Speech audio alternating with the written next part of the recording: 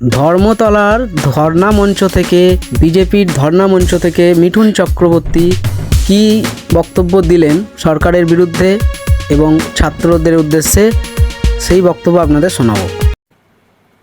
এখন আমি যা বলবো সামনে যারা আছেন এই বিজেপি বলে এই করে এরা কিছু না কিছু করে দেবেন, কিন্তু আপনাদের আমি রিকোয়েস্ট করছি, আমি যা বলবো সেটা তার মানে এই নয় কি আমরা রাজনৈতিক ছাপ দিতে চাই সেই আন্দোলনকে, মোটেই নয়।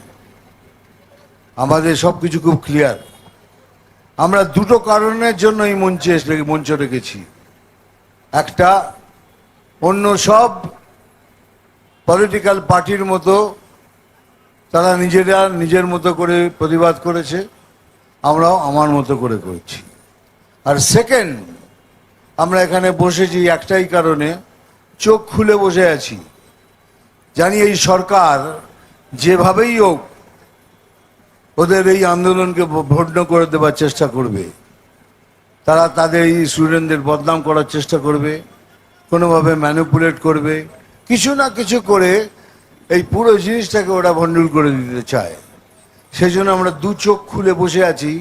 আর যখন সেটা হবে তখন অ্যাকচুয়ালি বিজেপির অ্যাকচুয়াল রূপ দেখতে পাবেন। এখন যারা আমরা বসে আছি তখন আমাদের অ্যাকচুয়াল রূপ দেখতে পাবেন, আমরা মাঠে নামবো। কিন্তু এবার আমি একটা কথা বলছি, খুব ভালো করে শুনবেন। আমি খুব কম কথা বলি রাজনৈতিক, কিন্তু এবার আমি বলছি, কেন এটা এনাফ ইজ এনাফ। আমি বলছি কে আবার নবান্ন অভিযান হবে।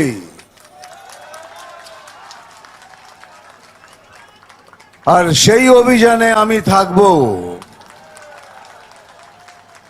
কিন্তু এই অভিযান আমি খুব জোর করে বলছি, ওটা নিশ্চয়ই নবান্নতে পৌঁছবে।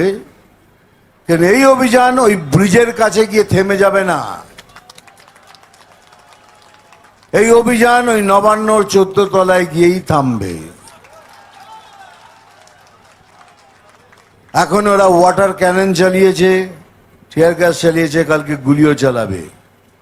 সেজন্য আমার সমস্ত বিজেপি যারা ক্যাডার আছেন, যারা বিজেপি করেন না তারাও অন্য পার্টি করেন, সবাইকে বলছি তৈরি থাকুন, দিন এসে গেছে, হয়তো আত্মাহুতিও দিতে হতে পারে। Be ready for that, time has come. Thank you very much. এই ধরনই চাই।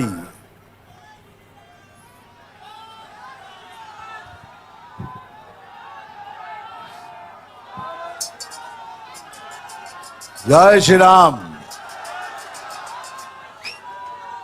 মনে থাকে যেন আমাদের তৈরি থাকতে হবে। ওই তৈরিটা মানেই হলো এই ওরা গুলি চালাবে, আমরা সামনে থাকবো, দেখি কত গুলি চলে। কিন্তু এই অভিযান 14 তলার নবান্নে গিয়েই থামবে, তার আগে থামবে না।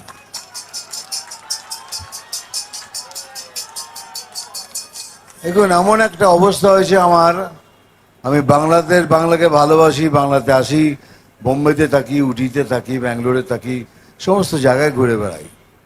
আমার অবস্থা একটা অদ্ভুত।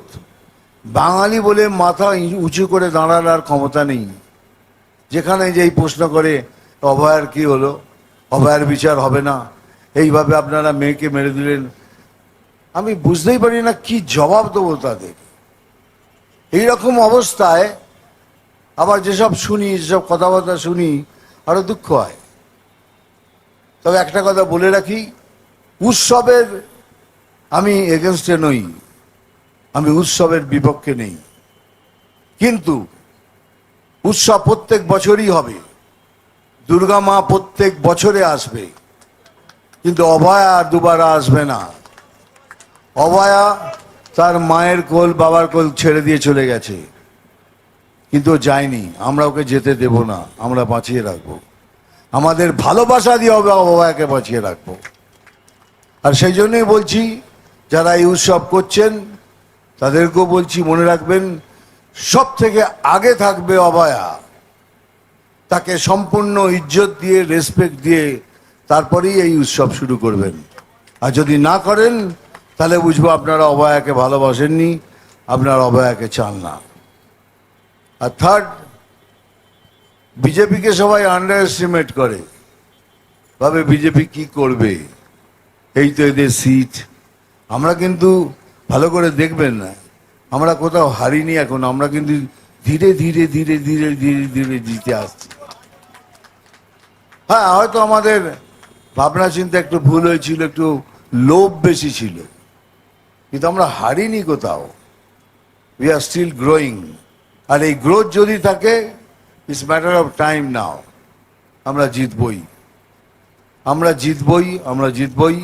তাই লাস্ট কথা বলছি, যা কিছু হয়ে যাক, অভয়াকে আমরা ভুলতে দেব না।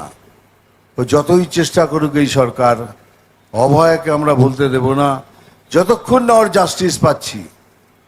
আজকে এটা শেষ, কালকে নতুন করে আবার শুরু করব। Thank you very much. বন্দে মাতরম, জয় হিন্দ। আপনারা দেখছেন বাংলা খবর ইউটিউব চ্যানেল।